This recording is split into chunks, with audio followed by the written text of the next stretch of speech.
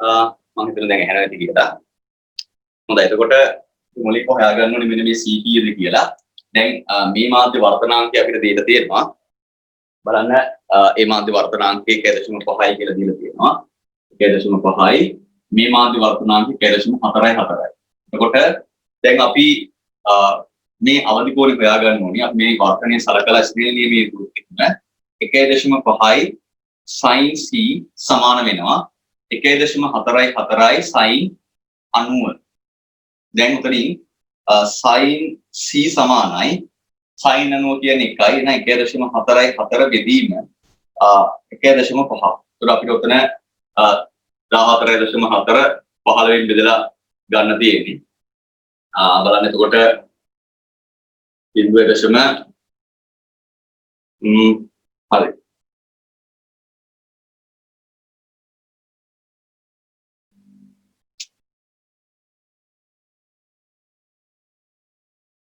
එතකොට ඔය දින දත්ත වලට අනුව බලන්න මේක අපිට ගන්න පුළුවන් 0.95යි කියලා.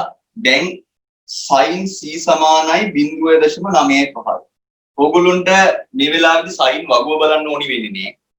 මේ ඕගොල්ලන්ගේ නිබන්ධනේ ඔය වරහන් ඇතුළේ දීලා තියෙනවා මේ ප්‍රශ්නේ sin අංශක 74 සමාන වෙනවා 0.95ට. දැන් sin c සමානයි 0.95 නම් එහෙනම් මේ c වලට එන්න ඕනේ කීයද? 74නේ. ඇයි? sin 74 තමයි 0.95 වෙන්නේ. ඒතර අතන දීලා තියෙනවා. අපි එතකොට ඒක අමුතුවෙන් බලන්න අවශ්‍ය වෙන්නේ නැහැ. බලන්න එතකොට අපිට ගන්න පුළුවන් එහෙනම් මේ වෙලාවේදී අවදි කෝණය c සමානයි අංශක 74යි කියලා. අංශක 74යි කියලා අපිට ගන්න පුළුවන්. right. ඊළඟට බලන්න හරි. ඊට පස්සේ බලන්න ni theta ගේ ගණනය කරන්න. දැන් මෙතන c නම් මෙන්න මෙතන කෝණය අපිට ගණනය කරන්න පුළුවන් මුලින්ම. කොහොමද? මේ බලන්න. මෙහෙම යා කරොත් මෙන්න මේක අංශක 90ක් වෙනවා. right. එතකොට අපිට මම මේ කෝණේ r කියලා දාගෙන මේ r ගණනය කරගන්න පුළුවන් ඉතාලම ලේසියෙන්. කොහොමද? r ධන c සමාන වෙනවා අංශක 90යි. දැන් r කියන එක කෙනා අපි හොයාගන්න ඕනි. c අපි දන්නවා අංශක 74යි කියලා. එහෙනම් උතරින් එනවා r සමානයි කීයද? අංශක 20. එතකොට උතරින් අපි ගත්තොත් එහෙම මෙතන 74යි right මෙතන 90යි අංශක 16යි කියලා එනවා. අංශක 16යි r අංශක 16 නම් ඊට පස්සේ අපි θ ගණනය කරන්න පුළුවන් අපිට මේ වාත මේ මධ්‍ය අතුරු මුහුණ සඳහා ස්නේල් නියමය දාන්න. මේ පැත්තේ තියෙන අංශකේ මේ පැත්තේ තියෙන 1යි වර්තනාංකය මේක ඇතුලේ 1.5යි. එහෙනම් අපි ස්නේල් නියමය දැම්මොත් එහෙම මෙන්න මේ මෙතන සිද්ධ වෙන වර්තනයට තමයි ස්නේල් නියමය දාන්නේ. එතකොට වාත මධ්‍ය අතුරු මුහුණකට ස්නේල් නියමය දැම්මොත් එහෙම අපිට ලියන්න පුළුවන් 1 sin theta සමානයි 1.5යි sin r කියන්නේ 16යි. එහෙනම් sin 16යි. දැන් උතරින් sin 16ට අදාළ අගය දීලා තියෙනවා. හරිද? හරි. ඒතර උතරින් අපිට sin theta දැන් හොයාගන්න පුළුවන් වෙනවා. sin theta සමානයි 1.5යි. බලන්න වරහන් ඇතුළේ තියෙනවා sin thetaට අදාළ අගය. sin thetaට අදාළ අගය තියෙනවා. එතකොට අපි ගත්තොත් එහෙම ඒ sin thetaට අදාළ අගය sin 30 කියලා sin 16 කියලා කියන්නේ 0.28යි. දැන් උතරින් අපිට sin theta හොයාගන්න පුළුවන් වෙනවා. sin theta හොයාගන්න පුළුවන් වෙනවා. right. සුළු කරලා බලන්න sin theta දාලා අගය කියන්න. ඔයගොල්ලෝ සුළු කරලා මැසේජ් එකක් විදිහට දාන්න එක.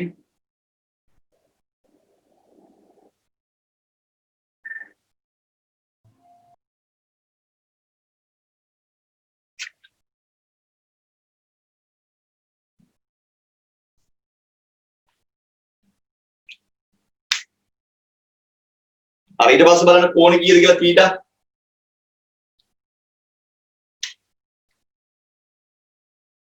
θ. තීටා කෝණේ කීයද කියලා බලන්න. මෙසේජ් එකක් විදිහට දාන්න. ඔව් තීටා අංශක 25යි. තීටා අංශක 25ක් වෙනවා. දැන් මේ 2013 රචනා ගැටලුව මේ තියෙන්නේ. හරි එතකොට දැන් බලන්න අපි ඉගෙන ගත්ත මූලධර්ම වලින් අපිට ලස්සනට හදාගෙන යන්න පුළුවන් ගාන. හරි. දැන් එතකොට ඔන්න ඒක හරි. තුන්වෙනි කොටස බලන්න කියවන්න. රයිට් මේ ටික ලියාගන්න නැත්නම් ටක් ගාලා ලියා ගන්න. ලියලා තුන්වෙනි කොටස උත්සාහ කරන්න.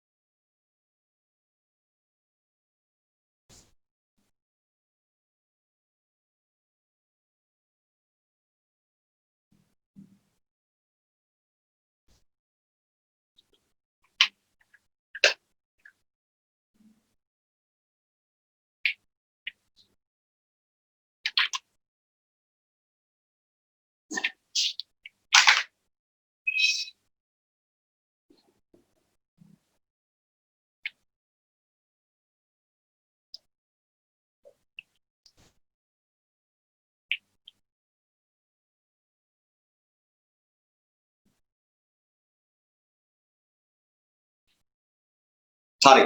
දැන් ඊට පස්සේ තුන්වෙනි කොටසෙන් අපෙන් අහනවා මෙන්න මෙහෙම.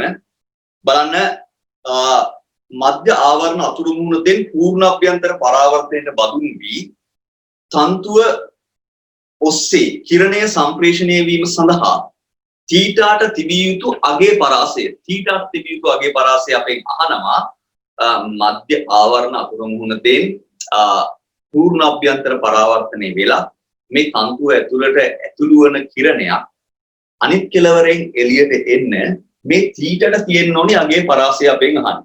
මේ තීටට තියෙන්න ඕනි අගේ පරාසය අපෙන් අහනවා. එතකොට දැන් බලන්න කොහොමද ඒක ගන්න කියලා. හරි. මෙන්න මෙහෙමයි. දැන් හොඳට කල්පනා කරන්න. රයිට්. දැන් මං හිතන්නේ ඔයගොල්ලොත් මාත් එක්ක මේ ගාන හදනවා නම් හොඳයි. එතකොට මේක ඔයගොල්ලන්ගේ පිළිතුරු මගේ පිළිතුරුත් එක්ක සැසඳෙනවද කියලා බලමු. දැන් මෙන්න මෙහෙමයි පොඩ්ඩක් හිතන්න තියෙනවා. ගාන හදන්න කලින් පොඩ්ඩක් හොඳට හිතන්න. මොකද්ද මේ කියන කතාව කියලා. රයිට්. මේ බලන්න. දැන් මෙන්න මෙහෙම ගත්තොත් මේ තියෙන්නේ අපි ඔය ප්‍රකාශ තන්තුවේ මධ්‍ය කියලා හිතමු. ඔන්න මධ්‍ය තියෙනවා. දැන් මේ වටේ තියෙන්නේ ආවරණේ මේ විදිහට. රයිට්. දැන් මෙහෙමයි. මෙන්න මෙතනට තීටා කෝණයකින් පතනය වෙනවා කියලා හිතන්න. බාන කොටෙන් පතනය වුණාම මොහොම මම මේ කාර් කියලා කියන්නම්. මෙතන පතන කෝණය මම ඇල්ෆා කියලා කියන්නම්. හොඳට අහගෙන ඉන්න. මෙතන පතන කෝණය ඇල්ෆා කියලා කියන්න. එතකොට දැන් අපි ගත්තොත් එහෙම මේ r ධන ඇල්ෆා අංශක 90ක් වෙනවා. හරිද? right. එතකොට ඔයගොල්ලන්ට පැහැදිලිව පේනවා r කියන එක්කෙනා වැඩි වුණොතින් ඇල්ෆා අඩු වෙනවා. හේතුව මේ දෙන්නගේ එකතුව හැමතිස්සෙම අංශක 90ක් වෙනවා. r වැඩි වෙනකොට ඇල්ෆා අඩු වෙනවා. හරිද? right. දැන් මෙන්න මෙතනින් පූර්ණ අභ්‍යන්තර පරාවර්තනය සිද්ධ වෙන්න නම් මේ ඇල්ෆා කියන එක්කෙනා මොකක් වෙන්න ඕනේද? ඇල්ෆා කියන එක්කෙනා විශාල වෙන්න ඕනි මාත්‍රික සඳහා අවදි කෝණයට වඩා. එතකොට මේක යන්තම් සමාන වුණත් අපි පූර්ණ අභ්‍යන්තර පරාවර්තනය වෙනවා කියලා සලකනවා. යන්තම් සමාන වුණා. තේරුණාද? හරි. එතකොට දැන් අපි ගත්තොත් එහෙම බලන්න මේ විදිහට. ඒ කියන්නේ දැන් මේ ඇල්ෆා කියන එක්කෙනා සීට වඩා විශාල වූ සමාන අවස්ථාවලදී පූර්ණ අභ්‍යන්තර පරාවර්තනය වෙනවා කියලා සලකනවා. හේතු ඕගොල්ලන්ගේ මේ සටහන බලන්න දින දින මේ විභාග ගන්න බලන්න C කියන කෝණය, අවදි කෝණය, පරාවර්තන කෝණය විදිහට අරගෙන තියෙනව නේද? බලන්න. right. එතකොට අපි ඔන්න සලකනවා දැන් හොඳට කල්පනා කරන්න. මේ ඇල්ෆා මෙතන පතන කෝණය මේ මාධ්‍ය දෙක සඳහා වූ අවදි කෝණයට වඩා විශාල නම් අනිවාර්යෙන් පූර්ණ අභ්‍යන්තර පරාවර්තනය වෙනවා. ඇල්ෆා C ට සමාන වුණොත් යාන්තම් මොකද වෙන්නේ? පූර්ණ අභ්‍යන්තර පරාවර්තනයකට බඳුන් වෙනවා. හරිද? right. දැන් අපි හොයන්න ඕනි මෙතනින් පූර්ණ අභ්‍යන්තර පරාවර්තනය වන θට අදාළ පරාසය. θට අදාළ පරාසය. හරි. දැන් කල්පනා කරන්න. ඇල්ෆාට ගන්න පුළුවන් අහගෙන ඉන්න දැන්. පූර්ණ අභ්‍යන්තර පරාවර්තනයේ විය හැකි පරිදි ඇල්ෆාට ගන්න පුළුවන් අඩුම අගය තමයි C.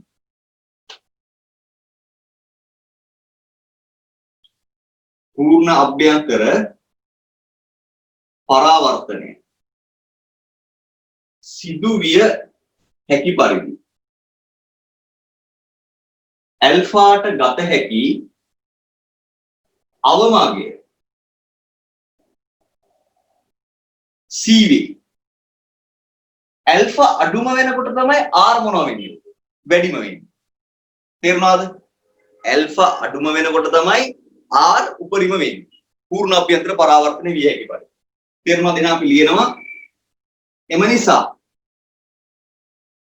පූර්ණ අභ්‍යන්තර පරාවර්තනය විය හැකි පරිදි R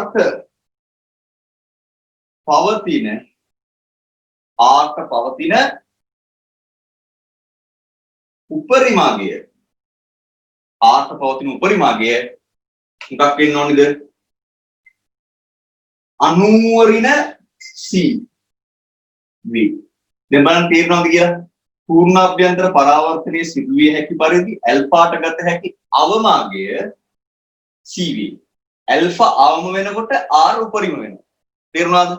එම නිසා පූර්ණ අභ්‍යන්තර පරාවර්තනයේ විය හැකි පරිදි R ට පවතින උපරිමාගය 90 ඍණ C. පූර්ණ අභ්‍යන්තර පරාවර්තනයේ වෙන විදිහට R තියෙන උපරිමාගය C.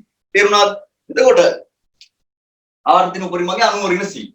ඉතින් R උපරිම වෙනකොටනේ θත් උපරිම වෙන්නේ. තේරුණාද? R උපරිම වෙනකොට තමයි θත් උපරිම වෙන්නේ. එහෙනම් අපි ලියනවා එම නිසා එම අවස්ථාවේදී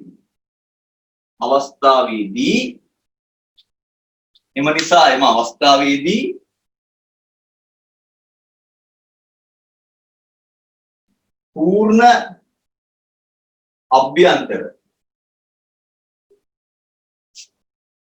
පරාවර්තනය විය හැකි θහි උපරිම අගය ලැබේ. θහි උපරිම අගය ලැබේ. right. හොඳයි.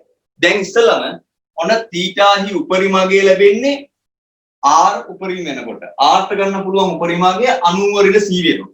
හරි. දැන් C අපි හොයලා තියෙනවා. පැහැදිලිද? right. C අපි හොයලා තියෙනවා. එහෙනම් මෙන්න R max මම ලියනවා කීයද? 90 ඍණ C කියන්නේ අංශක 74යි. අංශක 74යි. ඒතර මෙතන දෙන්නේ කීයද? අංශක 16යි. තේරුණා? R max අංශක 16ක් දෙනවා. දැන් ඒ වෙලාවේ θ හොයන්න ඕනේ. හරි. θ හෙව්වනේ.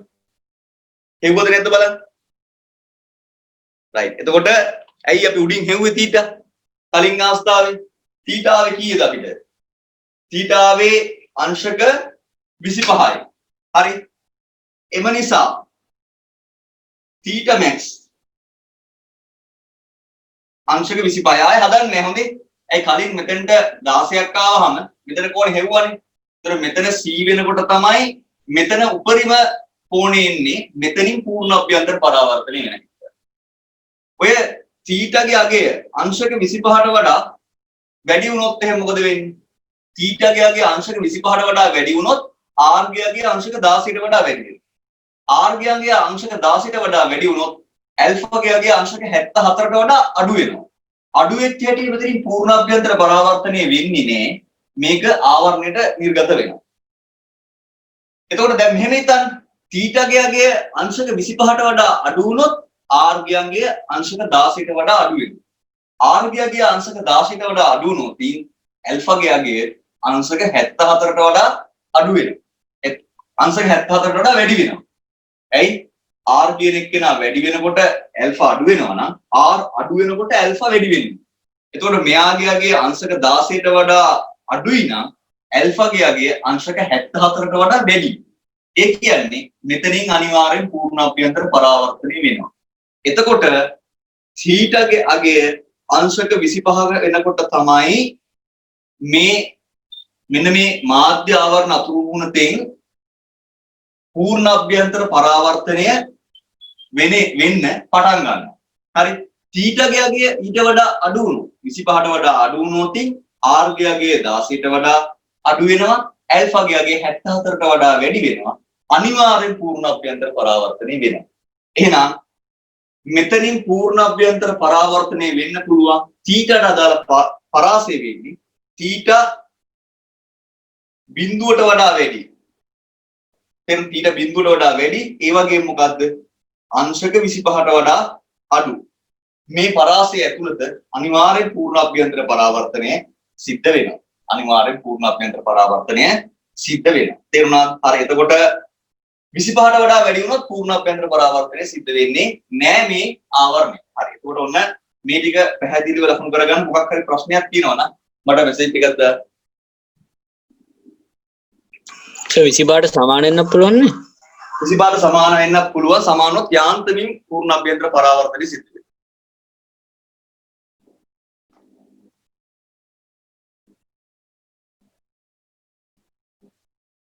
හරි. මේ ටික ලියාගමු.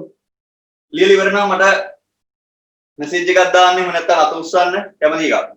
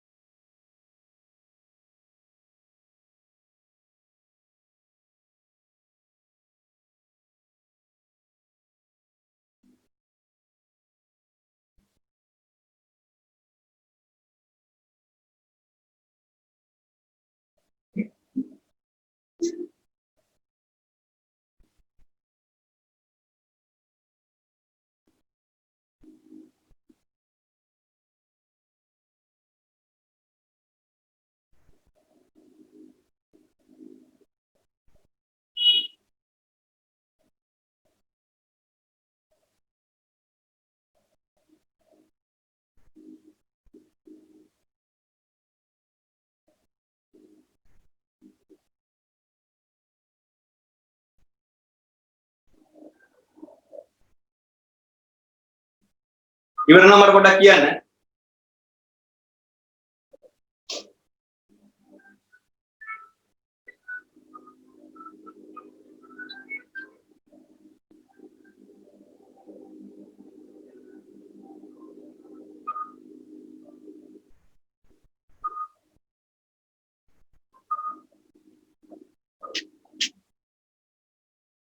ඔයා උඩද?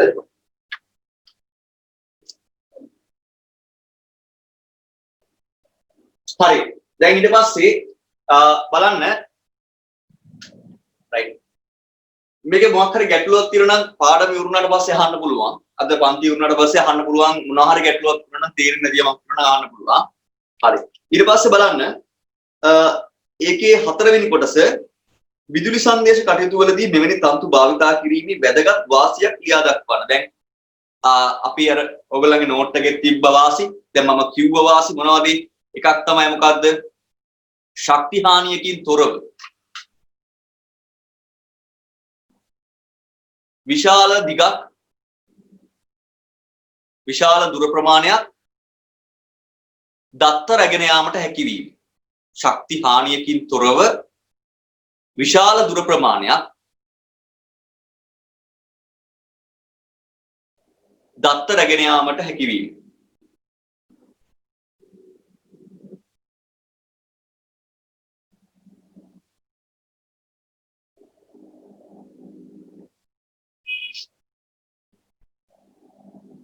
අනිත් එක තමයි දත්ත විසිරී නොයාම.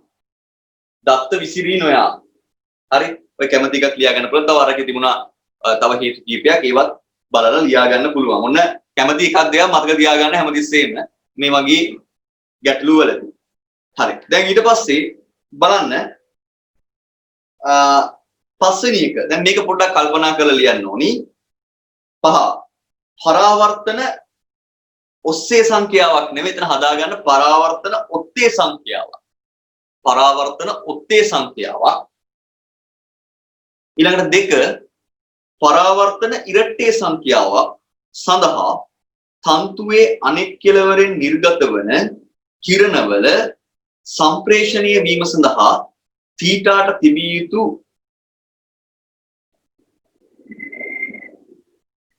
නෑ එතන එන්න ඕනි මෙහෙමයි පරාවර්තන ඔත්තේ සංඛ්‍යාවක් සහ පරාවර්තන ඉරට්ටේ සංඛ්‍යාවක් සඳහා තන්තුවේ අනෙක් කෙළවරෙන් නිර්ගත වන කිරණ සටහනක් අඳින්න. කිරණ සටහන් වෙන වෙනම අඳින්න. එහෙමයි එන්න ඕනේ එතන. කිරණ සටහන් වෙන වෙනම අඳින්න. අර සම්ප්‍රේෂණයේ වීම සඳහා තීටාට තිබිතු අගේ පරාසය සොයන්න කෙනෙක් කපලා දාන්න.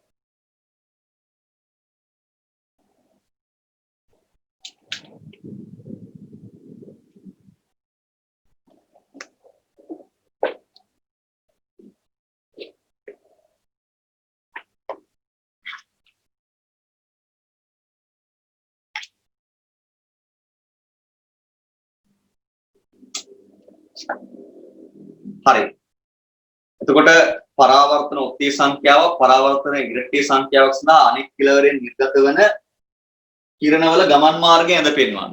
ගමන් මාර්ගය ඇඳ පෙන්වන්න. ඒක තමයි එන්න ඕනි. අනෙක් කෙළවරෙන් නිර්ගත වන ගමන් මාර්ගය ඇඳ පෙන්වන්න. right. පොඩි උත්සාහයක් කරන්න බලන්න. පොඩි උත්සාහයක් කරන්න. මේ අපිට ඕන ඔත්තේ සංඛ්‍යාවක් ගන්න පුළුවන් ඔය 1යි 2යි උනත්. ඔව් Tamanට කැමති එකක් ගන්න පුළුවන්. අහගන්න. එතකොට ඒකේ අපිට කොහෙවත් කියලා නෑනේ මේ තන්තුව ඇතුලේ කිරණ ගමන් කරන විදිය අඳින්න කියලා. එතකොට ඕගොල්ලන්ට කැමති ඔත්තේ සංඛ්‍යාවක් අරගන්න පුළුවන්. අපිට කියන්නේ පතන කිරණයයි මොකද්ද? නිර්ගත වෙන කිරණය. නිර්ගත වෙනවා කියලා කියන්නේ අනෙක් කෙළවරෙන් එළියට යනවා. ඔත්තේ සංඛ්‍යාවකින් පරාවර්තනය වුණොත් අනෙක් කෙළවරෙන් එළියට යන්නේ කොහොමද? ඒ කිරණ සටහන. ඉරට්ටේ සංඛ්‍යාවකින් පරාවර්තනය වුණොත් අනෙක් කෙළවරෙන් එළියට යන්නේ කොහොමද? අපිට මැද කිරණ අඳින්න කියලා නෑ. හොඳේ?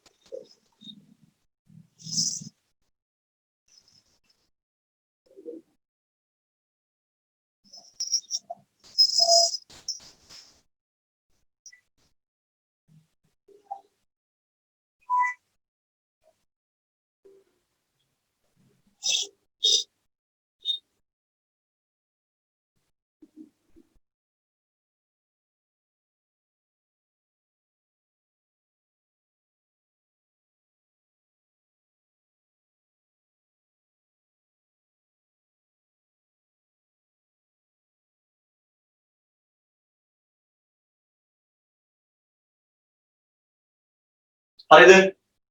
දැන් එතකොට මෙහෙමයි එන්නේ. බලන්න. අපි දැන් ගත්තොත් එහෙම මේ විදියට මේකේ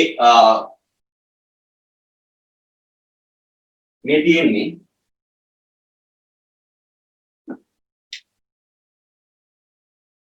හිතන්න මෙන්න ඔත්තේ පූර්ණ අභ්‍යන්තර පරාවර්තන සංඛ්‍යාවක් කියලා මෙතන සිද්ධ වෙන්නේ. මෙතනින් කිරණේ ඇතුල් වෙනවා. කොහොම ඇතුල් වුණා? පරාවර්තන 1යි. මෙතන පූර්ණ අභ්‍යන්තර පරාවර්තන 1යි මෙන්න ආවරණය.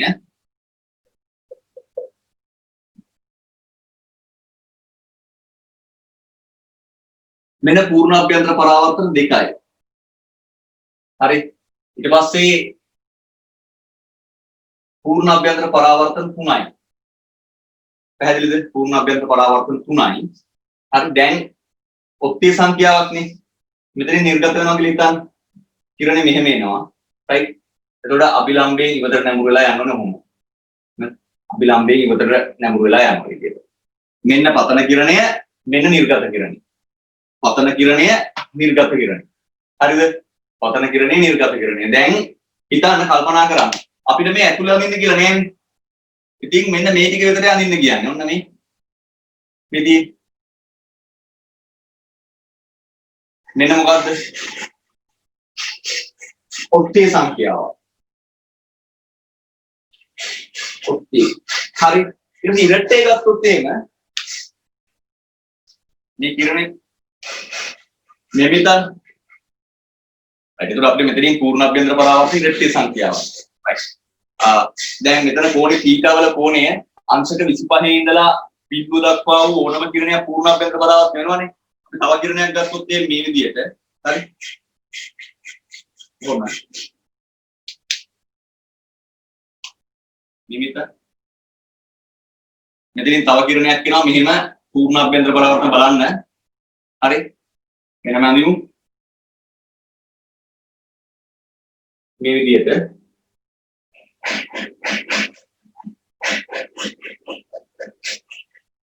කොහොම අපි ගත්තොත් රයිට් මෙතනින් ඇතුල් වුණා පූර්ණ අභ්‍යන්තර පරාවර්තන 1යි 2යි 3යි 4යි දැන් නිර්ගත වෙන්නේ කොහොමද? මෙහෙට නිර්ගත වෙනකොට මේ පැත්තට මෙතනින් නිර්ගත වෙන කිරණ මෙහෙට නම් පහළට නම් හැරෙන්නේ ඔත්තේ. ඉහළට නම් හැරෙන්නේ ඉරට්ටේ. ඕනම එකක් ඇඳලා බලන්න. ඔය විදිහට මේ ඇතුළේ ඕනේ නැහැ අපිට. ඇතුළේ ඕනේ නැහැ. ඇතුළේ අඳින්නේ නැහැ. නිර්ගත කිරණේ ගමන් පස්සේ අඳින්න කියලා විතරයි තියෙන්නේ. ඒකට මේ විදිහට පහළට නිර්ගත වෙනවා නම් ඔත්තේ, ඉහළට නිර්ගත වෙනවා නම් ඉරට්ටේ. ඕනම එකක් ඇඳලා බලන්න ඔය විදිහට තමයි. right එතකොට right ඔය විදිහට අඳගමු රූප සතහන් දෙක මේක ඔත්තේ මේක ඉරට්ටේ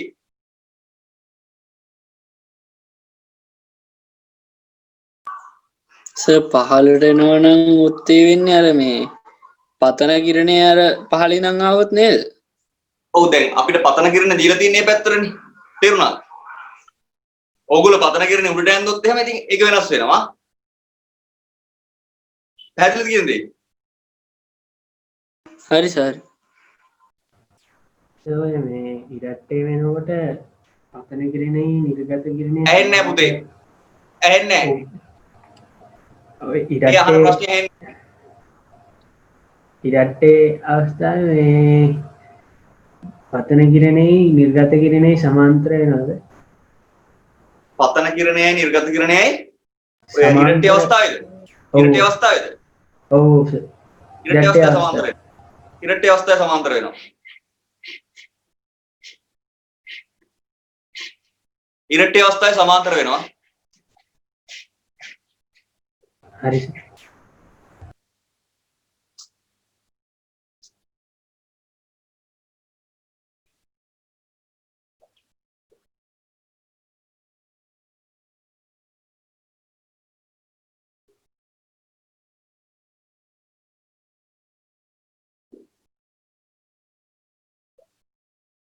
මේක මැද කොටසට අදාළ තැන් ලකුණු කරන්න ඕනේ. එහෙම කියලා නෑනේ අපිට. ඒ කියන්නේ මේ මැද කොටසේ කිරණ ගමන් කරන මාර්ග තියෙන්නේ.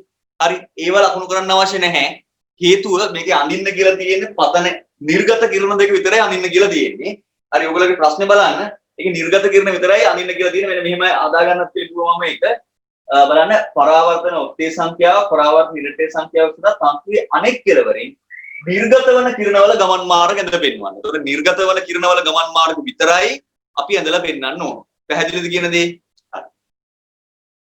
දැන් ඊළඟට ඔයගොල්ලෝ B කොටස කියවන්න. හැමෝම B කොටස කියවන්න.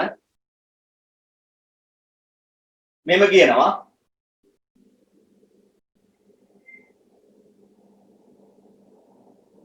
කිලෝමීටර් 3ක් දිග ඍජු ප්‍රකාශ තන්තුවක එක් කෙළවරකට ලම්බකව යටින් ඉරක් ගහන්න එක් කෙළවරකට ලම්බකව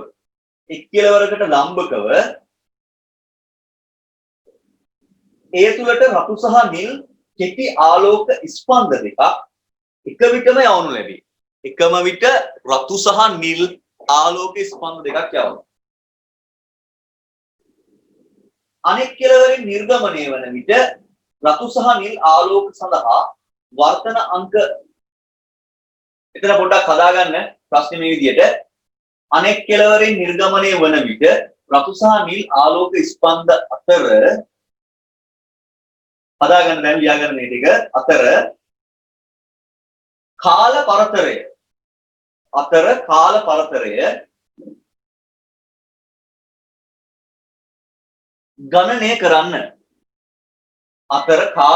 ගණනය කරන්න වරහන් ඇතුලේ දෙනවා මේ විදිහට වාතයේදී ආලෝකයේ වේගය 3 ගුණ කිරීම 10ට බල 8යි ms ඍණයක වන අතර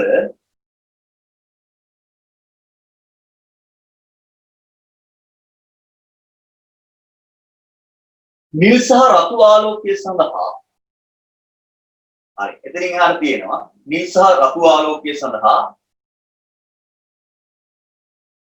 වර්තනාංක පිළිවෙලින් රතු සහ නිල් කියලා තියෙන්නේ නිල් සහ රතු කියලා හදාගන්න නිල් මුලින්ම තියෙන ඊට පස්සේ රතු තියෙන්නේ නිල් සහ රතු ආලෝකය සඳහා වර්තනාංක පිළිවෙලින් 1.53 හා 1.48 වේ. ඒ ටික තියෙනවා.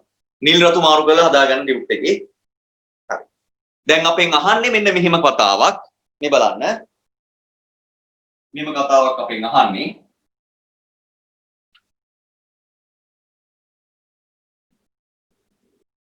මේකේ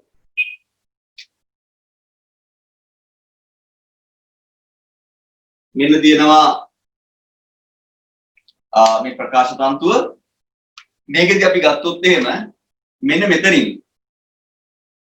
ලම්බකව පතනය වෙනවා කියලා කියන්නේ මේ විදිහට නේ තේරුණාද right එකක් ඔය තියෙන නිල් මෙන්න රතු ආලෝක ස්පන්ද දෙකක් ලම්බකව පතනය වෙනවා මාධ්‍යයෙන් කරන සීමාවට ලම්බකව පතනය වෙනොත් මොකද වෙන්නේ ගමන් මාර්ගයේ වෙනසක් වෙන්නේ නැහැ ඔම ගමන් කරනවා මේකත් ඔය විදිහටම ගමන් කරනවා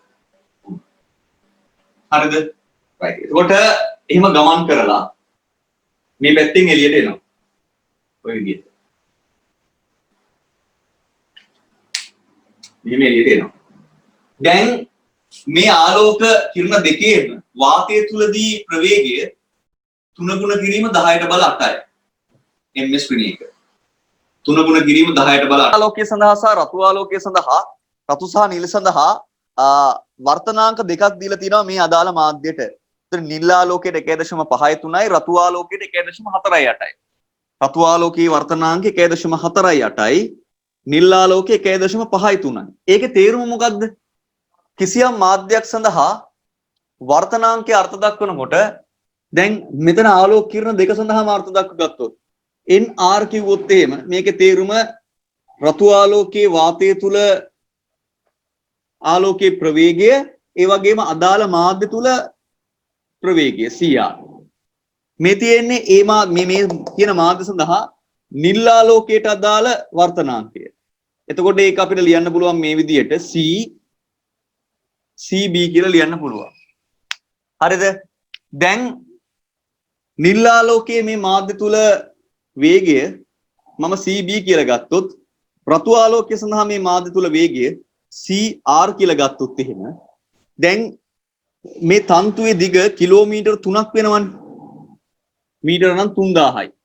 එතකොට නිල් ආලෝකයට එළියට එන්න ගත වෙන කාලය TB රතු ආලෝකයට එළියට එන්න ගත වෙන කාලය TR කියලා අපි හිතමු. දැන් බලන්න ඕගොල්ලෝ අපිට ලියන්න පුළුවන් CR කියන එක්කෙනා සමානයි CR කියන එක්කෙනාට සමානයි C බෙදීම NR. C කියලා කියන්නේ වාතය තුල ආලෝකයේ ප්‍රවේගය 3 ගුණ කිරීම 10ට බල 8යි. NR කියලා කියන්නේ රතු ආලෝකයේ වර්තනාංකය 1.48යි. හරිද?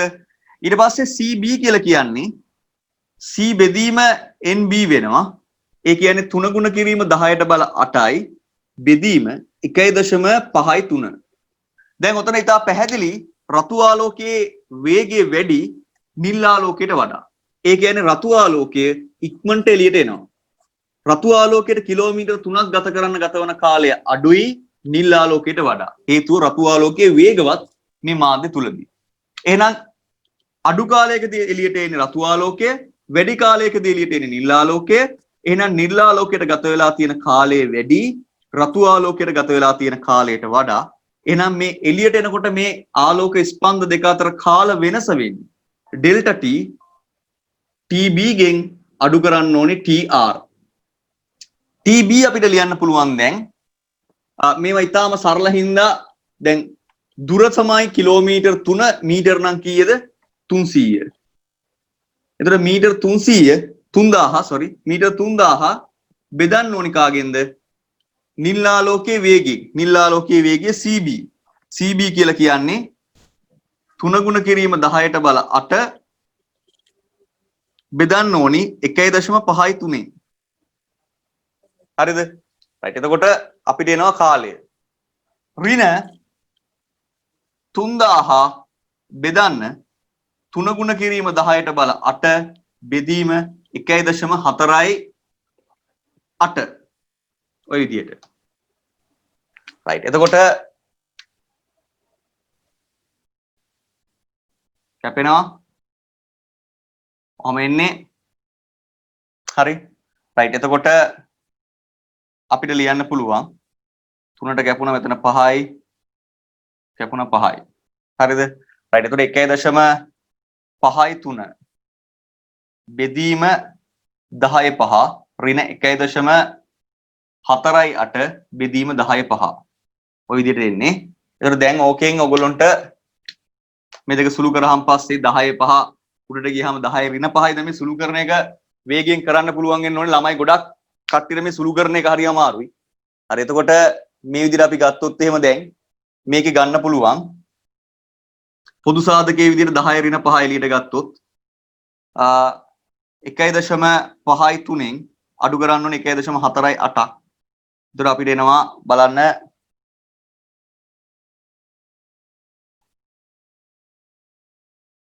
0.05 ගුණ කිරීම 10 ඍණ 5යි. 0.05 ගුණ කිරීම 10 ඍණ 5යි තප්පර. ඔය විදිහට අපිට එනවා. හරි හදාගන්න මොකක් හරි ප්‍රශ්නයක් තියෙනවා අහන්න පුළුවන්.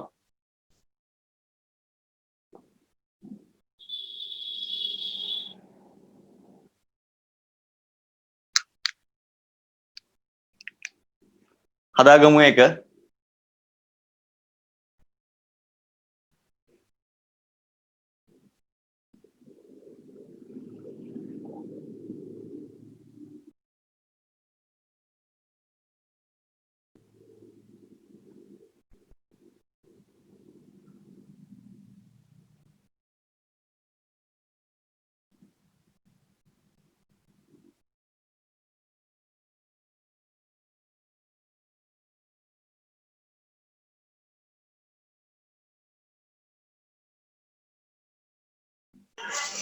සරේ ඕවත් එක්ක දත්ත යවන්නේ කොහොමද?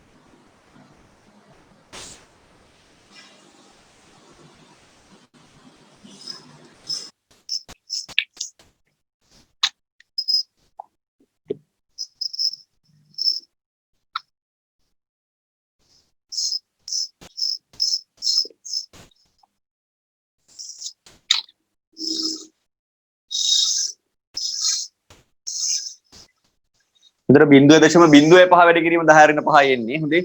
5 වැඩි කිරීම 10 ඍණ 5 නෙවෙයි. හරි.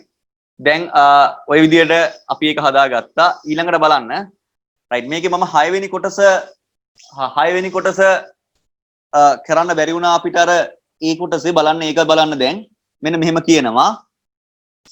පවතින පතන කිරණය සමග පළවන රූපයේ ඔබගේ පිළිතුරු පතට පිළිපත් කරගෙන පීලක්ෂය මත පතනයේ වී අනතුරුව මධ්‍ය ආවරණ අතුරු මුහුණට වැටෙන නමුත් යටින් ඉරක් ගහන්න පූර්ණ අභ්‍යන්තර පරාවර්තනයට බඳුන් නොවන පතන කිරණයක සම්පූර්ණ ගමන් මාර්ගය ඇඳ පෙන්වන්න.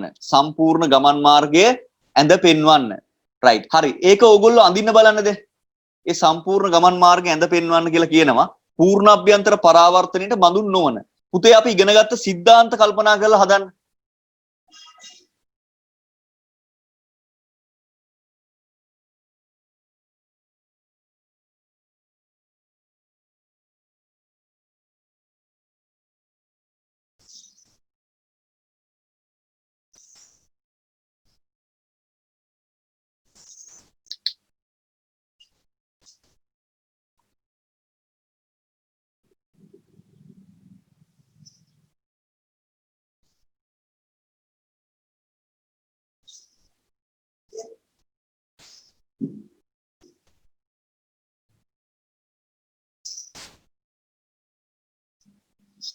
මේක ලියාගත්ත අය පොඩ්ඩක් අත උස්සන්න.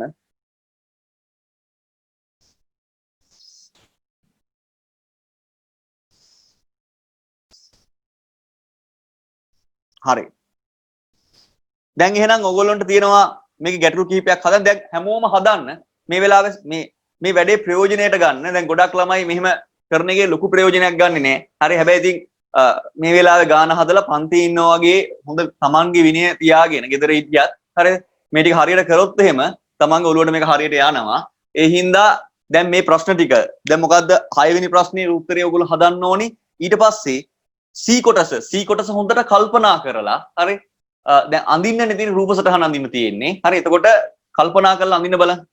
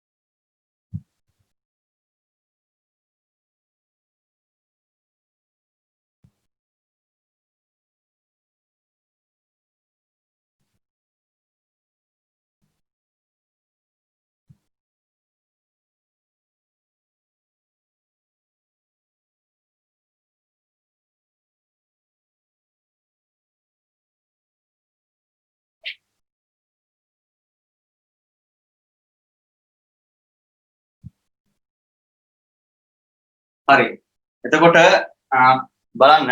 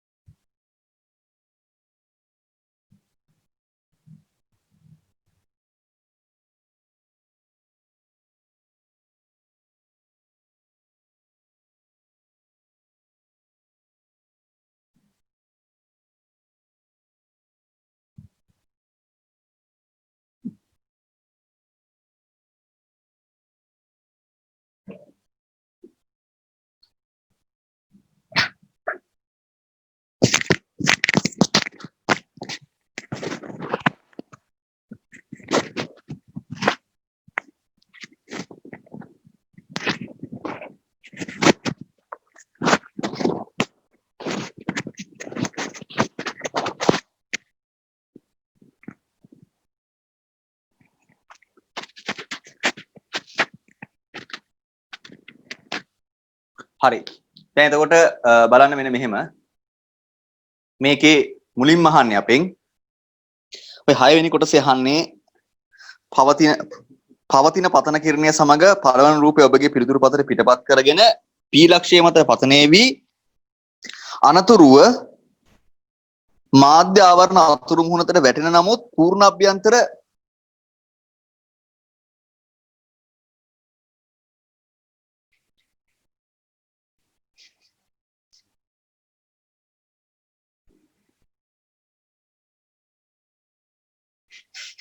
හරි මම කියන එක ඇහෙනව නේද මම කියන එක ඇහෙනවද බලන්න ඔව් සර්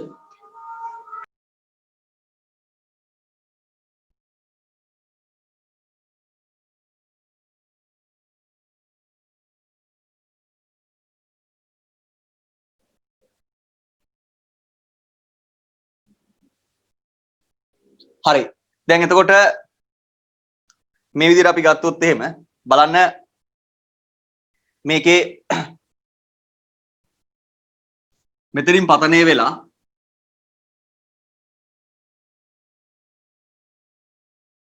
පූර්ණ අභ්‍යන්තර පරාවර්තනයට භාජනය වෙන්නේ නැතුව මේ විදිහට ගත්තොත් මේ තියෙන්නේ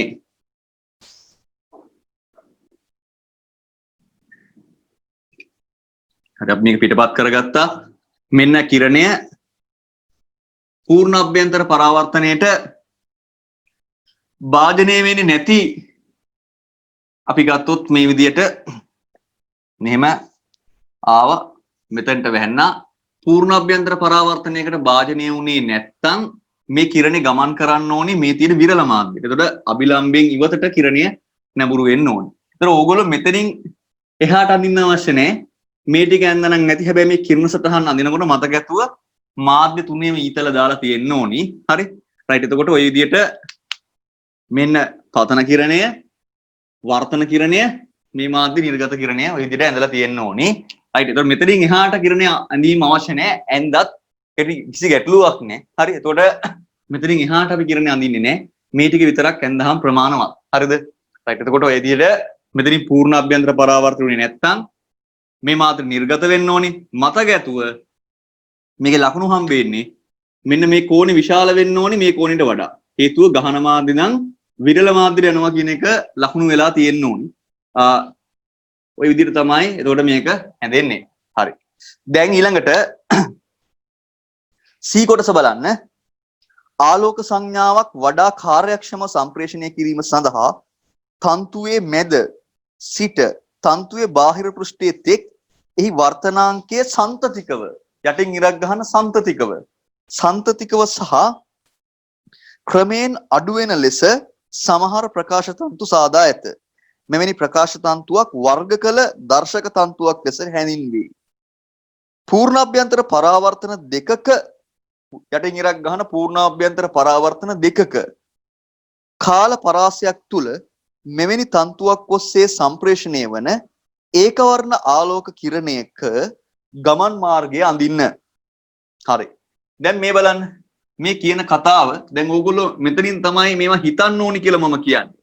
රයිට් බලන්න මේක උගන්වන්න නෑ ඕගොල්ලන්ගේ සිලබස් එකේ. හරි. නමුත් ඕගොල්ලන්ට පොඩ්ඩක් මේ ඉගෙනගත්ත සිද්ධාන්ත තව චුට්ටක් එහාට හිතන්න පුළුවන්ද කියන හැකියාව තමයි මේ ප්‍රශ්නවල මෙවැනි කොටස් වලින් බලාපොරොත්තු වෙන්නේ. ඕගොල්ලෝ වර්තනය කියන කොටස හරියට ඉගෙනගෙන තියනවද කියලා තමයි මේකෙන් ඔයගොල්ලන්ට ප්‍රශ්න කරන්නේ. දැන් මේ බලන්න. දැන් මේ විදිහට අපි ගත්තොත් එහෙම නිගමඩ හිතන්න මෙහෙම. හරි. සර් සම්තතික අඩු වෙනවා කියන්නේ එක දිගටම අඩු වෙනවා. හරි.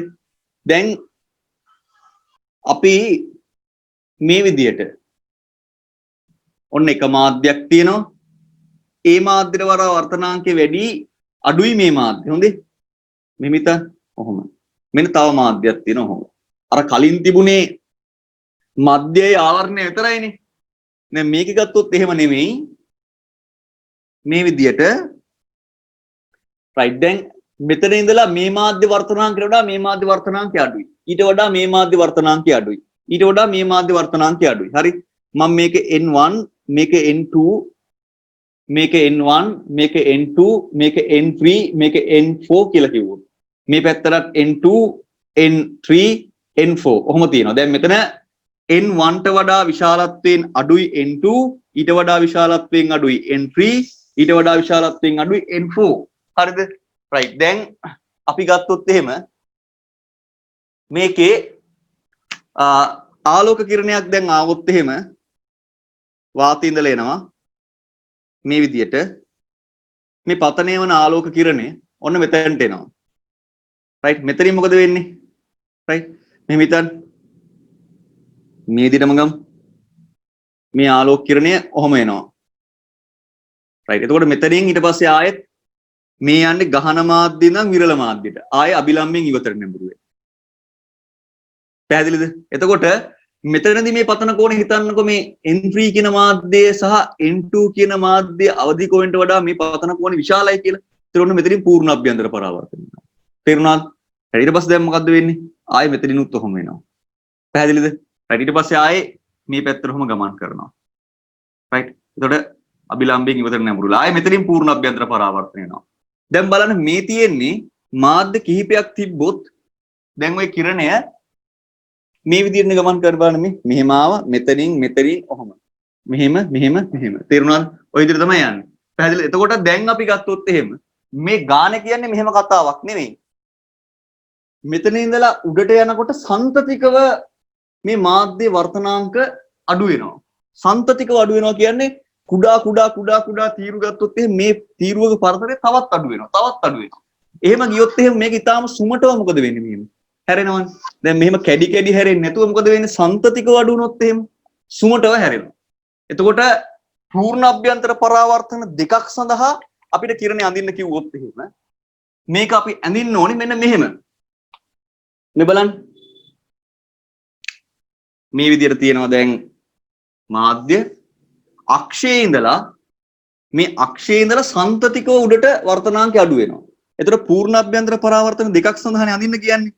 මෙන්න ඇතුල් වන කිරණය මෙහෙම 1යි ඊට පස්සේ 2යි පූර්ණ අභ්‍යන්තර පරාවර්තන මෙතන එක පූර්ණ අභ්‍යන්තර පරාවර්තනයක් වුණා මෙතනින් තවත් පූර්ණ අභ්‍යන්තර පරාවර්තනයක් වුණා මේ විදිහට සුමටව මේක අඳින්න ඕනේ හේතුව සන්තතිකව අඩු වෙන්නේ හරි පූර්ණ අභ්‍යන්තර පරාවර්තන දෙකකට ඔන්න ඇඳලා හරි ඇඳගමු ඇඳලා ඊට පස්සේ තියෙන කොටස පැහැදිලි කරගන්න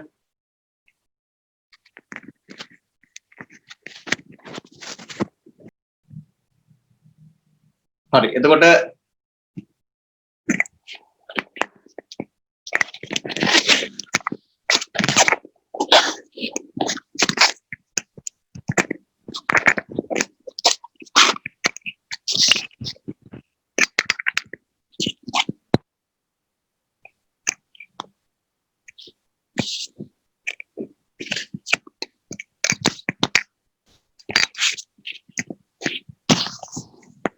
එතකොට ඔය විදිහට ගත්තොත් එහෙම මේක හරි අවසාන කොටස මෙන්න මෙහෙම කියනවා හරි ඒක වර්ණ ආලෝක කිරණයක් වෙනුවට නිල් සහ රතු වර්ණ වලින් සමන්විත ඌයේ නම් ඒවා තන්තුව තුල එකම පතයක් ඔස්සේ ගමන් කරයිද රූප සටහනක් ඇසුරෙන් පැහැදිලි කරන්න දැන් ඔන්න මේක ඇඳලා ඉවරයි මේක ඇඳලා ඉවර වුණාට පස්සේ මෙන්න මෙහෙම දැන් අපි ගත්තොත් මේ තියෙන්නේ මේ ප්‍රකාශ තන්තුව කියලා ගත්තොත් ඔතනදී මෙන්න රතු ආලෝකය සහ නිල් ආලෝකය එකම ගමන් පතයක ගමන් කරනවාද කියලා අහනවා මෙන්න පතන කිරණය කියලා හිතන්න right මේ බලන්න මේ රතු සහ නිල් ආලෝක සඳහා වර්තනාංක වෙනස් නේ වර්තනාංක වෙනස් වුණොත් එකම පතන කෝණයකින් පතනය වුණත් වර්තන කෝණ මොනවා වෙනවද මෙතනදී වෙනස් වෙනවා. දැන් අපි ගත්තොත් එහෙම රතු ආලෝකය තමයි මොකද්ද? වේගය වැඩි වර්තනාංකය අඩු. නිල් ආලෝකය තමයි වේගය අඩු වර්තනාංකය වැඩි. පැහැදිලිද? එතකොට අපි ගත්තොත් එහෙම මේ මාධ්‍ය රතු සඳහා විරල වෙනවා නිල් ආලෝකයට වඩා. රතු ආලෝකය සඳහා මේ මාධ්‍ය විරල වෙනවා නිල් ආලෝකයට වඩා. ඒ කියන්නේ රතු ආලෝකයේ වේගය නිල් ආලෝකයේ වේගයට වඩා වැඩි. එතකොට රතු ආලෝකය අපගමනය වෙන ප්‍රමාණය අඩුයි. ඒ කියන්නේ වර්තන කෝණය ගත්තොත් එහෙම මෙන්න රතු. නිල් තියෙන ඊට පහළින්. නිල් වැඩියෙන් අපගමනය වෙනවා. ඔය විදියට. තේරුණාද? ඒතර මේ පැහැදිලි කිරීම සඳහා මේ මෙන්න මේ කිරණ දෙක යන්නම ඇති. තේරුණාද? right. මෙතන මේ තියෙන රතු මේ තියෙන නිල්. රතු නිල් යන්නම පාර දෙකෙන් යන්නම ලකුණු ගන්න ඕනේ. හරි. දැන් එතකොට ගමන් පතය එහෙනම් මේ මාධ්‍ය තුල වෙනස් වෙනවා. රතු සහ නිල් ආලෝක සඳහා ගමන් පතය වෙනස් වෙයි. වෙනස් වෙන්න හේතුව තමයි රතු ආලෝකය සහ නිල් ආලෝකය සඳහා. right. ලියා ගන්න ඉස්සර රූප සටහන අඳින්න කලින් මේ විදිහට රතු ආලෝකය සහ නිල් ආලෝකය සඳහා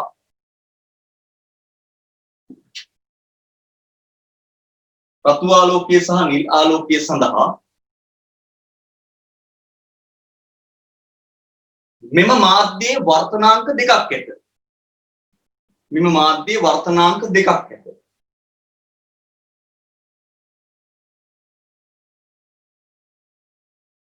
එම නිසා රතු සහ නිල් ආලෝක එකම පතන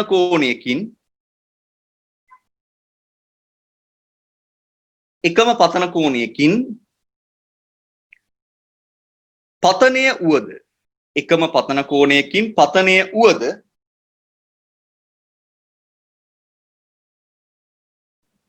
වර්තන කෝණ වෙනස් වන බැවින්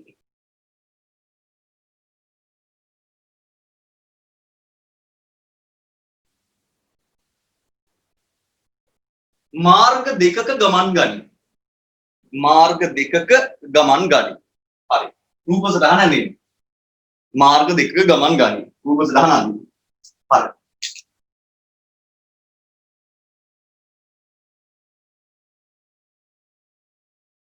මාර්ග දෙකක ගමන් ගනී.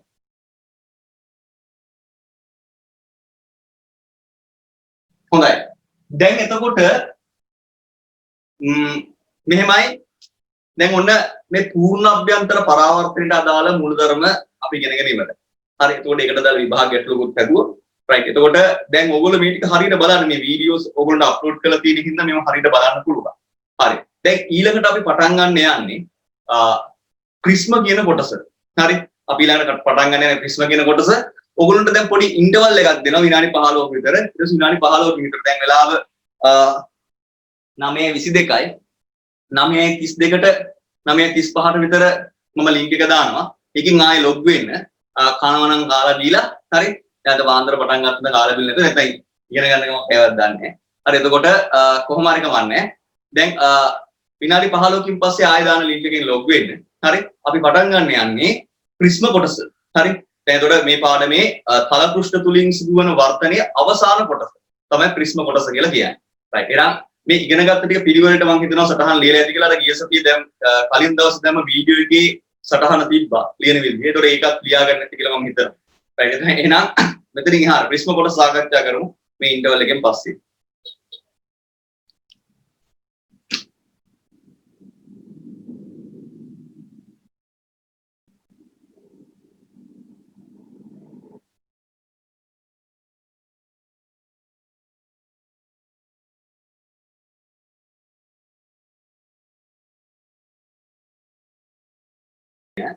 පාරදෘශ්‍ය මාධ්‍යයක් එකිනෙකට ආනත තල පෘෂ්ඨ දෙකකින් වට වෙලා තියෙන පාරදෘශ්‍ය මාධ්‍යයක් අපි හඳුන්වනවා ප්‍රිස්මයක් කියලා. හරි. එහෙනම් ලියන්න ඉස්සෙල්ලා මේ විදිහට හරි. මේ රූප ස්ථාන ඉස්සෙල්ලා ඉඳගන්න. මේ රූප ස්ථාන ඉඳගන්න. ඉක්මනට අදිමු.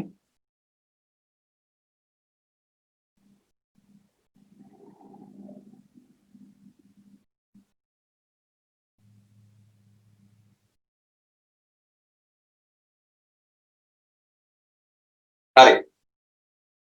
එහෙනම් මේ රූප සටහන ඉඳලා දැන් ලියන්නේ අපි මේ විදිහට එකිනෙකට ආනත තල පෘෂ්ඨ දෙකකින් වට වූ එකිනෙකට ආනත තල පෘෂ්ඨ දෙකකින් වට වූ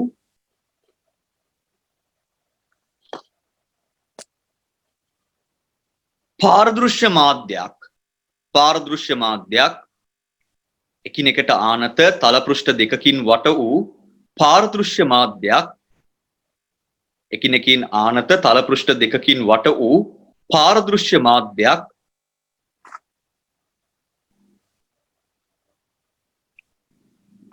ප්‍රකාශ විද්‍යාවේදී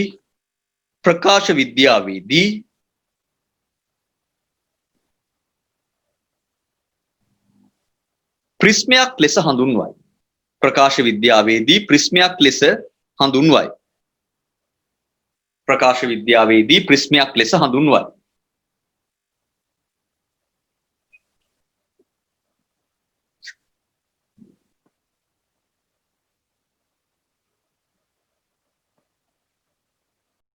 හරි. එතකොට මේ තියෙන ප්‍රිස්මයක් අපිට විද්‍යාගාරයේදී හම්බ වෙන බලන්න මේක වීදුරු ප්‍රිස්මයක්. දැන් මේකේ මේ තියෙන්නේ අපි ගත්තොත් මෙන්න එක තල පෘෂ්ඨයක් මෙන්න තව තල පෘෂ්ඨයක්. ඒතර එකිනෙකින් වට වෙලා තියෙන තල පෘෂ්ඨ දෙකකින් ඇතුලේ තියෙන්නේ පාරදෘශ්‍ය මාධ්‍යයක්. පැහැදිලිද? ඒතර මේ විදිහේ මේ ප්‍රිස්මේ මේ විදිහෙම වෙන්න ඕනේ නැහැ. දැන් අපි අර්ථ දැක්වීමට දැන් මේකේ මේ උඩ කැඩුනා කියලා මේ ටික කැඩුනා කියලා ප්‍රශ්නයක් වෙනවා. එහෙම කිසි ප්‍රශ්නයක් වෙන්නේ නැහැ. මොකද අපිට ඕනේ එකිනෙකට ආනත වෙලා තියෙන තල පෘෂ්ඨ දෙකක් විතරයි. තේරුණාද? ඒතර මේ විදිහට ගත්තොත් එහෙම මේ තියෙන්නේ අපිට විද්‍යාගාරයේදී හම්බ වෙන ප්‍රිස්ම. පැහැදිලි විදුරු ප්‍රිස්ම. දැන් එතකොට අපි ගත්තොත් එහෙම ඔන්න අපි ප්‍රිස්මේ දැන් ප්‍රිස්මයක් කියන්නේ මොකක්ද කියලා හරියට අර්ථ දක්වගෙන ඉවරයි. දැන් එතකොට අපි දැන් මේ ප්‍රිස්මයක් තුලින් ආලෝක කිරණ වර්ධනය වීම තමයි අපි සාකච්ඡා කරන්නේ. ප්‍රිස්මයක් තුලින් ආලෝක කිරණ වර්ධනය වීම. දැන් ඔය ප්‍රිස්මයක් ගත්තොත් එහෙම මේ විදිහට බලන්න. දැන් මම සාමාන්‍ය ප්‍රිස්මේ හැඩයටම ප්‍රිස්මේ අඳිනවා. රයිට් මෙහෙම හිතන්න. මේ තියෙන්නේ ප්‍රිස්මයක්.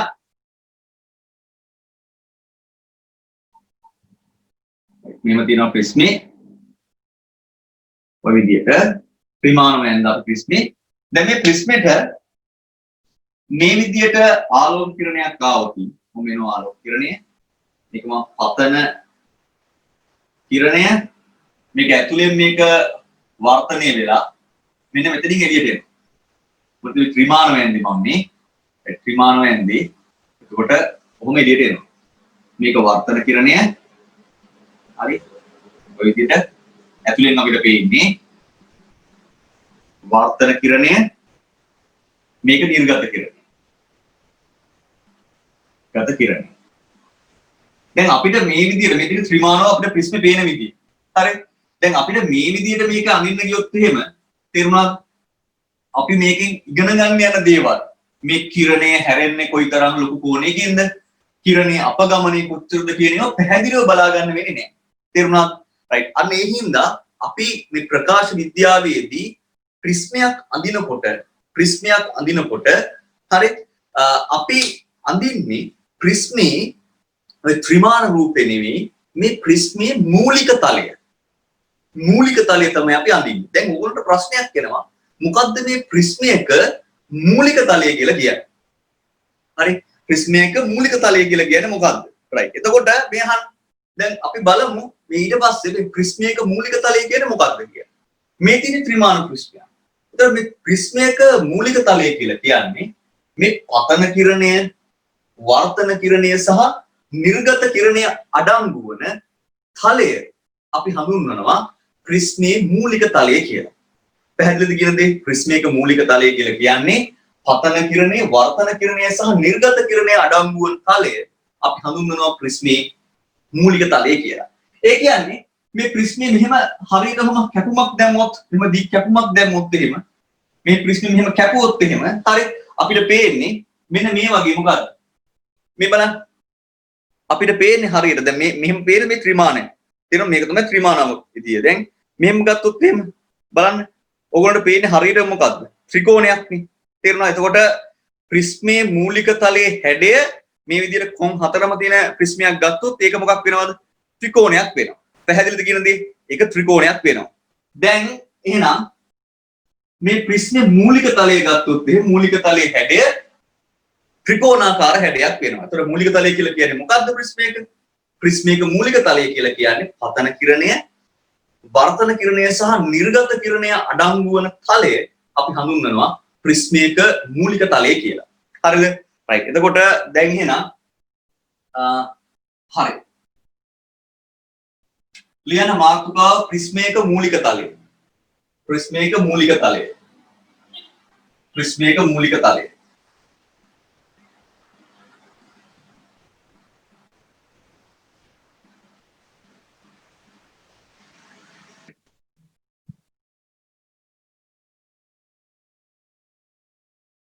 හරි. ලියන මේ විදිහට ප්‍රිස්මයේ පතන කිරණය ප්‍රිස්මයේ පතන කිරණය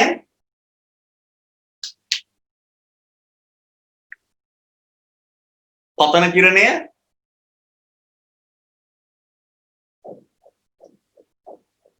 කිරණය සහ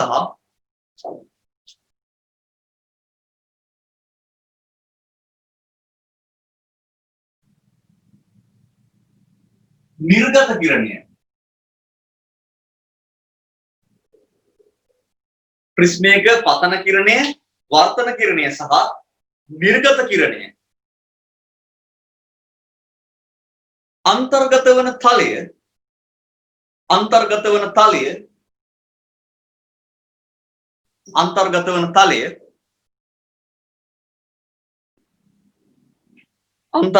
තලය එහි මූලික තලය ලෙස හඳුන්වයි. එහි මූලික තලය ලෙස හඳුන්වයි.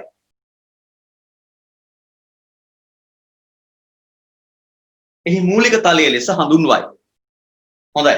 මේ රූප දෙක හරියට ඇඳ ගන්න. ඇඳගෙන ඉවරලා මට අත උස්සන්න.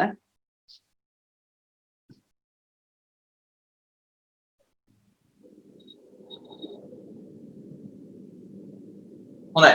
දැන් එතකොට ඔන්න අපි මෙතනින් එහාට මේ පාඩමේදී මෙතනින් එහාට අපි අඳින්නේ මේ මූලික තලයේ විතරයි. ප්‍රිස්ම ගැන මෙතනින් එහාට ඉගෙන ගන්නකොට අපි අඳින්නේ ප්‍රිස්මේ මූලික තලයේ විතරයි. හරි ලියන්නේ යටින් තරුවක් දාලා මේ විදිහට ලියන්න මෙහෙම මින් ඉදිරියට ප්‍රිස්ම තුලින්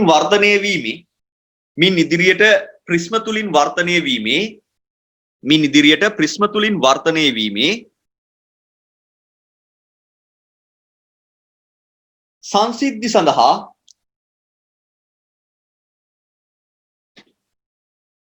මූලික තලයේ පමණක් ඇඳ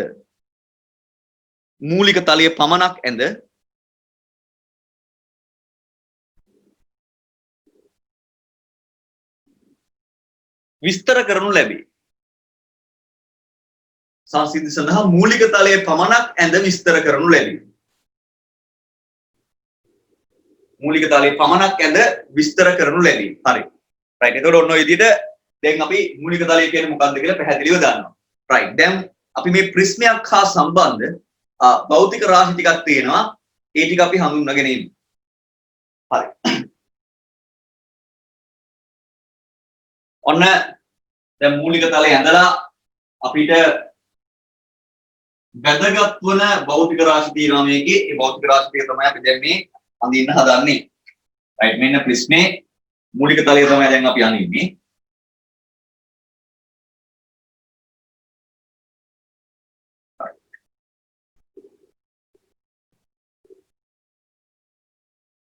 A B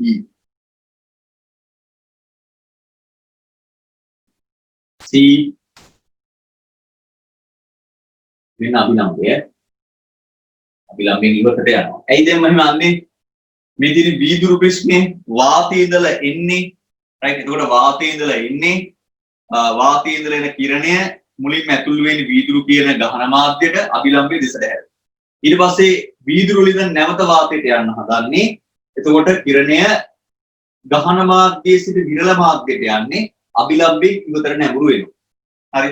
එතන මම මේක C මේක D කියලා කියනවා. කොහොම තියෙනවා. මෙන්න මේ කෝණය A, මේ කෝණය I1, මේක R1, මේක R2,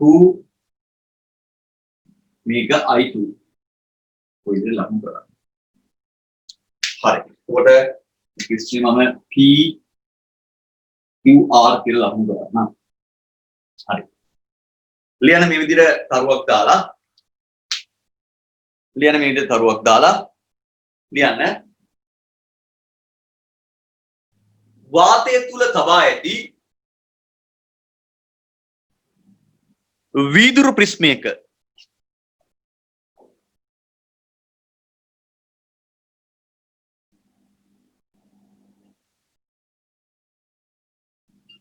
වාතය තුල තබා ඇති වීදුරු ප්‍රිස්මයක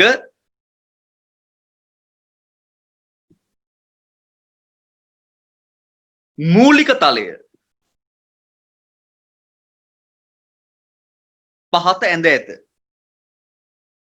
වාතය තුල තබා ඇති වීදුරු ප්‍රිස්මයක මූලික තලය පහත ඇඳ ඇත.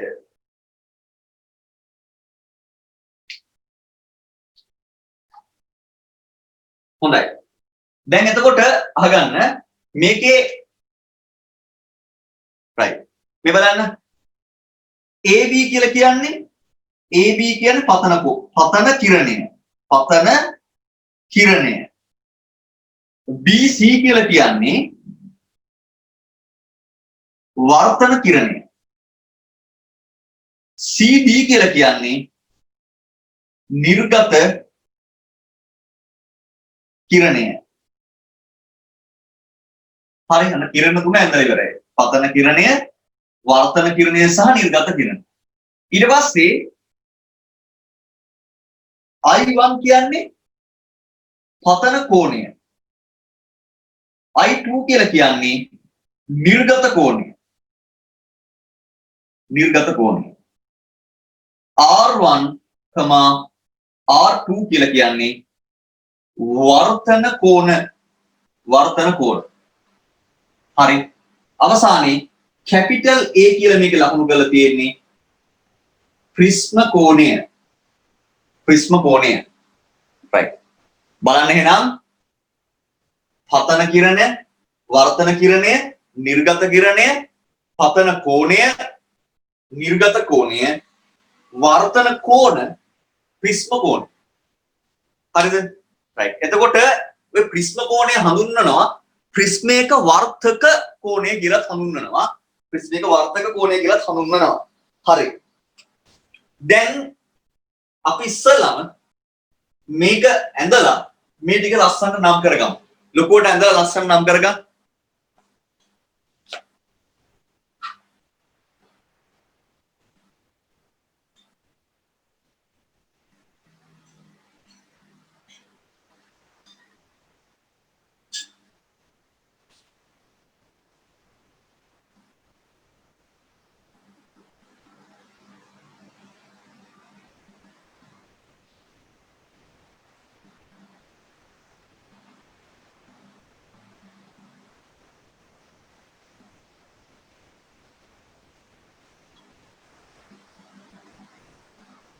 ඇඳලා ඉවර නම් කියන්න අත උස්සන්න.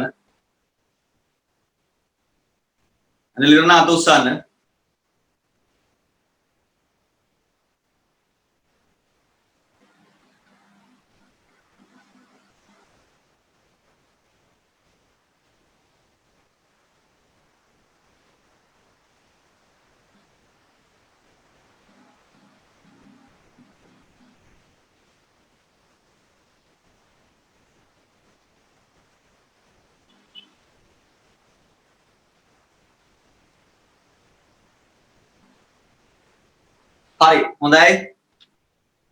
උඩ හැමෝම වගේ ඇඳලා ඉවරයි. දැන් මේ බලන්න. අපි මෙතන මේ ප්‍රිස්ම කෝණය කියන එක ඉස්සෙල්ලා අර්ථ දක්වලා ඉන්නවා. ඒක තමයි පැටලෙන්නේ. හරි. ලියන්න පොඩි අනුමාතුකාවක් ප්‍රිස්මයක ප්‍රිස්ම කෝණය.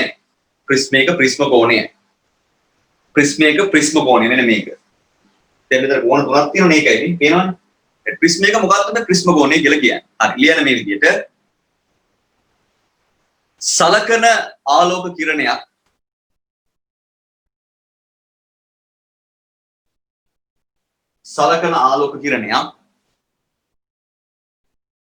පළමුව සහ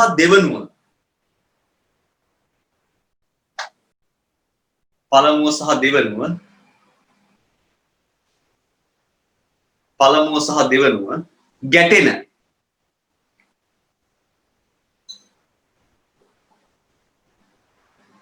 පෘෂ්ඨ දෙක අතර කෝණය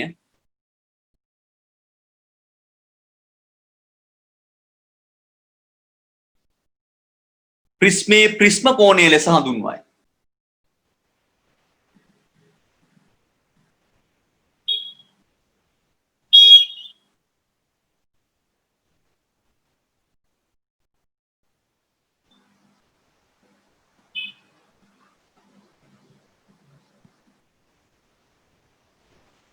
ඕක අපි සරලව හඳුන්වනවා මේ වර්තන පෘෂ්ඨ අතර වර්තනයේ සිදුවන පෘෂ්ඨ අතර කෝණය ප්‍රිස්ම කෝණය කියලා අපි හඳුන්වනවා.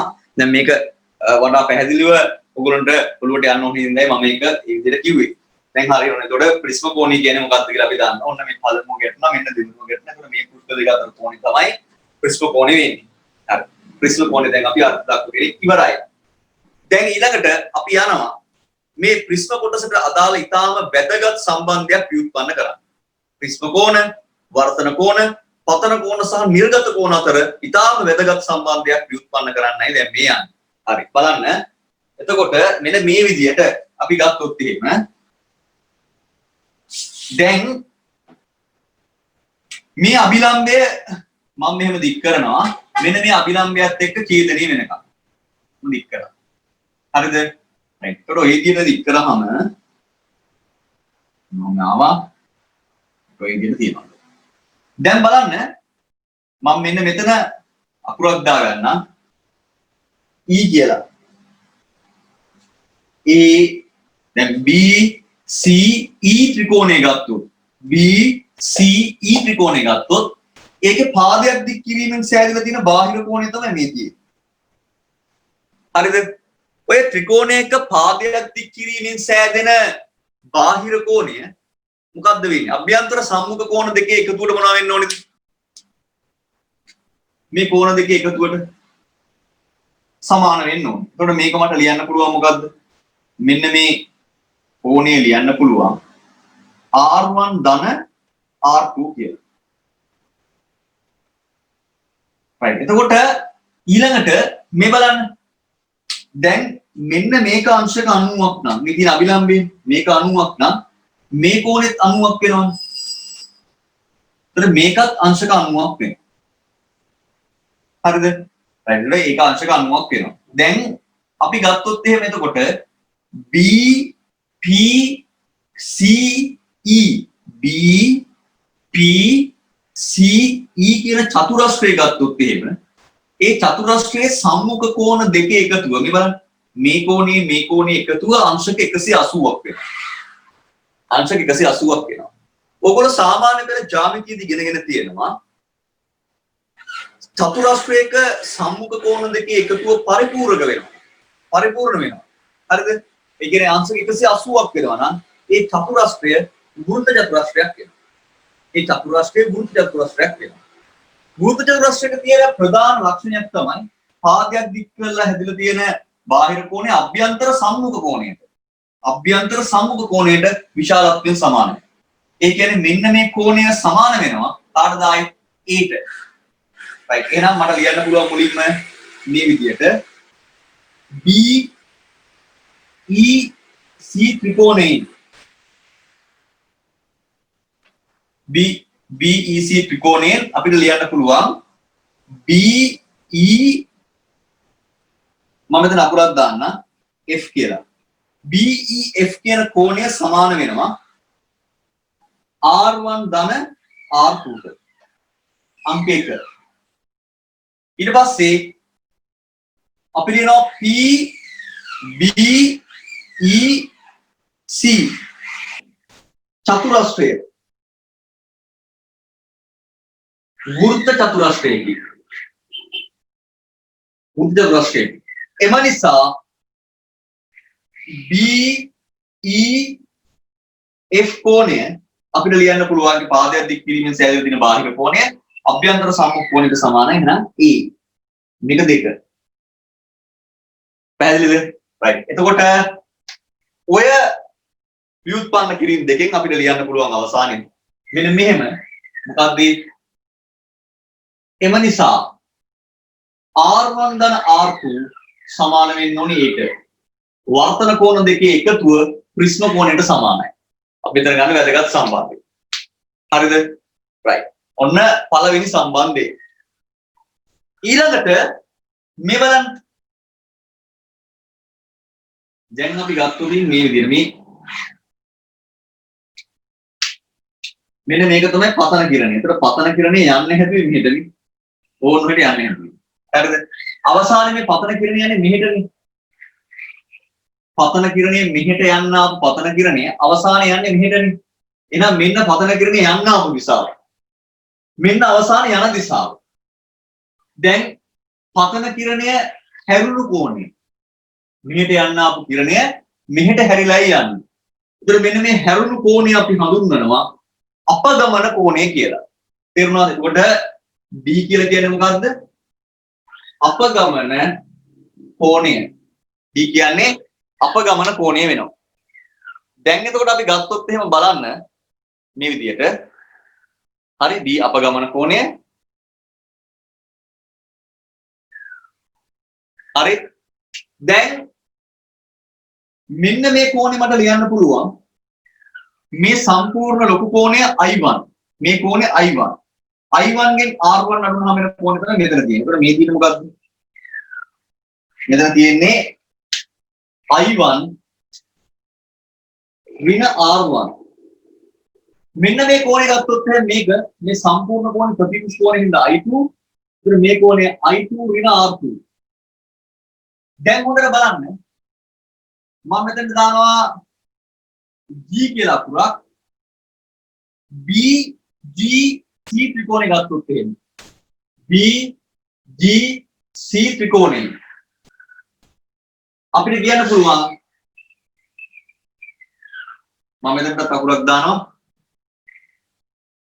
H කියලා. එහෙනම් C G H කෝණය සමාන වෙනවා. මේ කියන්නේ පාදයක් දික් කිරීමෙන් සෑදෙන තියෙන බාහිර කෝණය. ඒක සමාන වෙනවා මෙන්න මේ කෝණ දෙකේ එකතුවට. ඒ කියන්නේ I1 ඍණ R1 ධන I2 ඍණ R2. හරිද? right. ඔය විදිහට එනවා. දැන් අපි ගත්තොත් අපිට ලියන්න පුළුවන් එහෙනම් මේ විදිහට මොකද්ද? CGH සමානයි I1 ඍණ R1 ධන I2 ඍණ R2.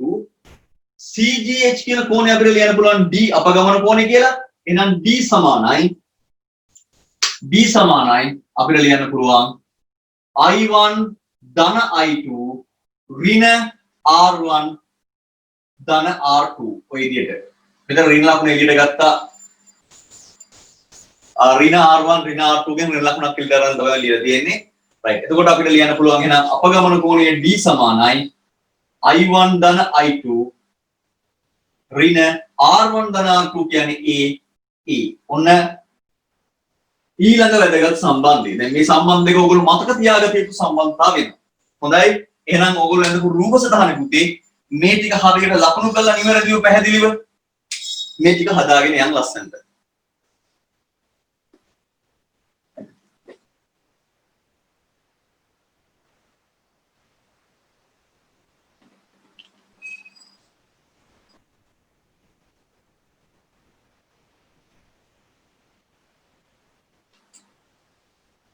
හරි.